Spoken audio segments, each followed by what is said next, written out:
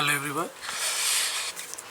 In previous video of adjacent angle, we did about adjacent angle and complementary angle, and this is third number. This is a supplementary angle. So complementary and supplementary angles are similar. One thing is different. Also, what is supplementary angle? Two angles. If you are taking two angles is said to be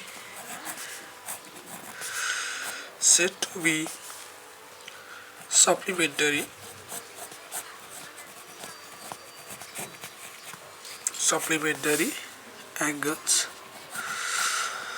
if their measurement is 180 degree. So this is 180 degree. So this is the difference between supplementary and complementary. 180 degree. So के भनिरहेछ supplementary angles भनेको two angles is said to be supplementary angles if the measurement is 180 degree.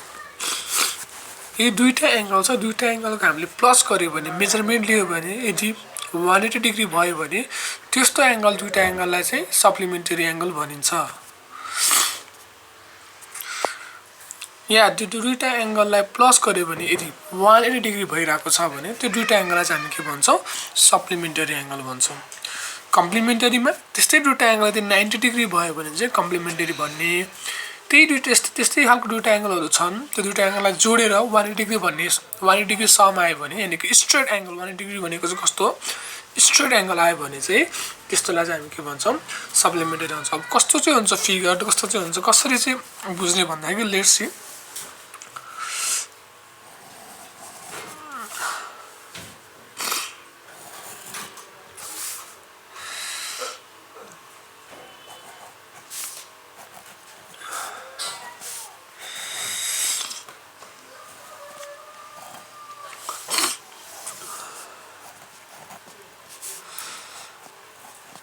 Look यहाँ मैले के बनाएको छ एउटा diagram बनाएको छ जसमा A angle A C B चाहिँ एउटा स्ट्रेट एंगल भयो।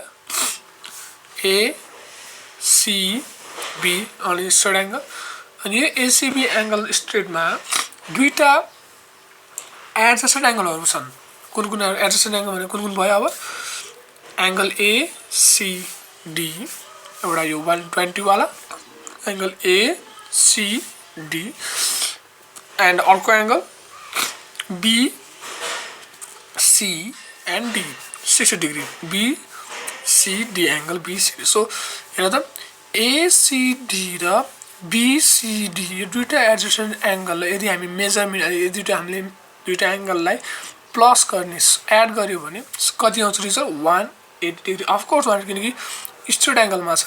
सो स्ट्रेट एंगलमा यसरी लाइन हुने बित्तिकै सप्लिमेन्टरी एंगल भइसक्यो। यो दुईटा यो होल एंगल चाहिँ के भयो सप्लिमेन्टरी एंगल भइसक्यो। अब के गर्ने हामीले के देखिरहेछ भने यहाँ in the figure given figure हामीले फिगरमा के देख्यौ भने figure angle A C D जुन मैले भनिसके A C D and angle DCB अथवा BCD एउटै हो। एंगल BCD आर सप्लिमेन्टरी यो दुईटा एंगल चाहिँ के हो रे सप्लिमेन्टरी हो सप्लिमेन्टरी एंगल्स हो। They are supplementary angles. So that अब हामीले यो सप्लिमेन्टरी एंगल हुने बित्तिकै के भयो गए बुझ्यो भने यो एंगललाई प्लस गर्यो भने कति हुन्छ अन्त angle ACD plus angle BCD is equals to always 180 degree हो। यसरी 180 डिग्री भन्ने रिजल्ट आयो हामीले देखिरहेको छ हामीले बुझिरहेको छ भने चाहिँ त्यस्तो एंगल चाहिँ हामी के भन्छौं सप्लिमेन्टरी एंगल भन्छौं। सो अब तिमीले सप्लिमेन्टरी एंगल बुझ्यो भने यसमा यो सप्लिमेन्टरी एंगलको बारेको एक्सरसाइजहरु अब कसरी गर्ने सो एक्सरसाइज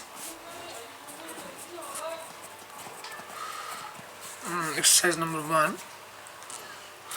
ल लोक मैले अहिले के रे एक्सरसाइज लेखिसकेको छु exercise 1 find the supplement of an angle of 100 degree supplement भनेको अब यसको यो 100 डिग्री मा कति जोड्यो भने हाउ मच कति जोड्यो भने चाहिँ हाम्रो सप्लिमेन्टरी एंगल बन्छ यानी कि 180 डिग्री बन्छ सो हामीले यस्तो खालको क्वेशन कम्प्लिमेन्टरी एंगल पनि गरिसकेका छौं यसमा चाहिँ कम्प्लिमेन्ट भनेर आउँछ अब हामीले सप्लिमेन्टरी एंगल गरिरहेको छौं यसमा सप्लिमेन्ट भनेर आउँछ जसलाई कि हामीले अब 180 डिग्री को सप्लिमेन्ट निकाल्ने कसरी निकाल्ने अब के लेख्नु हुन्छ सप्लिमेन्ट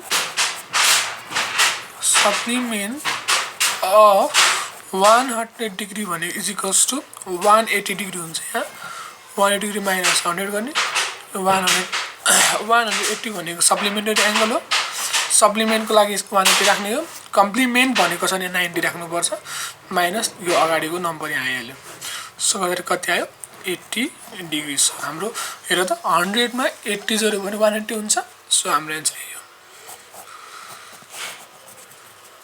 ल अब यस सालको एक्सरसाइज आफैले गर्न सकिन्छ होला नाउ क्वेशन नम्बर 2 कस्तो हुन्छ डायग्राममा भन्दाखेरि यहाँहरु ल exercise number question number 2 we have to find an unknown angle अब यहाँ unknown जुन चाहिँ हामीसँग थाहा छैन यो हेर त unknown छ यो एंगल सो हामीले यसको भ्यालु निकाल्नु पर्ने भयो कसरी निकाल्ने भन्दाखेरि अब यहाँ डायग्राममा हेरौं एउटा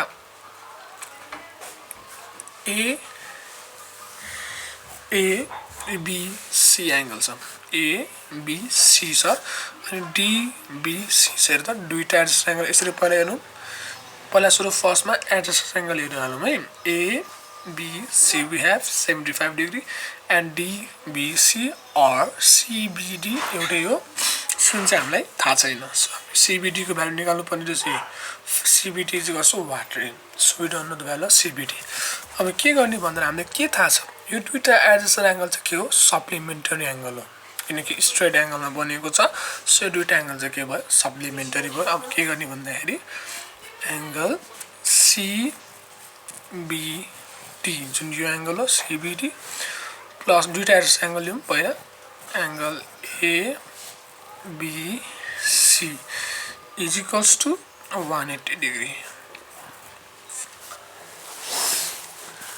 हेर त ओके न ABC यो लेखेको छ यहाँ ABC यो एंगल DBC अथवा CBD यो एंगल दुईटा प्लस गरेर कति हुन्छ भनेको छ 180 डिग्री हामीले हेर्दै थाहा भइसक्यो सप्लिमेन्टरी भनेको सिधा हुन्छ यहाँ सो 180 डिग्री लेख्ने किन चाहिँ अब यहाँ हामीले एउटा सानो लेख्ने सो दुईटा डट माथि दुईटा डट तल अनि यहाँ लेख्नु सप्लिमेन्टरी एंगल भन्ने लेखौं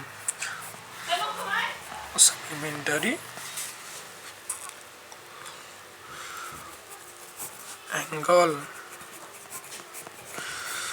के भनेको नि बीइङ सप्लिमेन्टरी एंगल हो बीइङ को म्याथमेटिकल सिम्बल माथि दुईटा डट तल एउटा डट बीइङ यो चाहिँ लेख्नै पर्छ it's very important supplementary angle हो भनेर हामीलाई थाहा छ we know that this is supplementary angle but we have to write in your exercise also so लेख्ने अब हामी यहाँ अर दिउँ अब यहाँ CBD we don't know the value of CBD so हामीलाई थाहा छैन भने थाहा नभएकै नाम लेखौं केही फरक पर्दैन अब ABC छ ABC को भ्यालु कति दिएको छ 75 so right here 75 degree is equals to 180 को त 180 को यहाँ भ्यालु दिएको छ भने भ्यालु राख्दिने अब R यहाँ CBD को CBD राख्ने